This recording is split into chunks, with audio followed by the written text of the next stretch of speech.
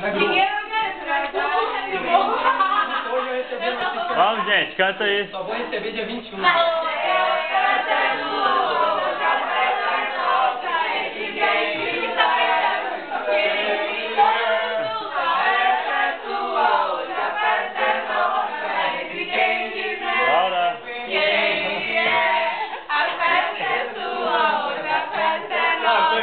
Hoje é um novo dia, um novo tempo.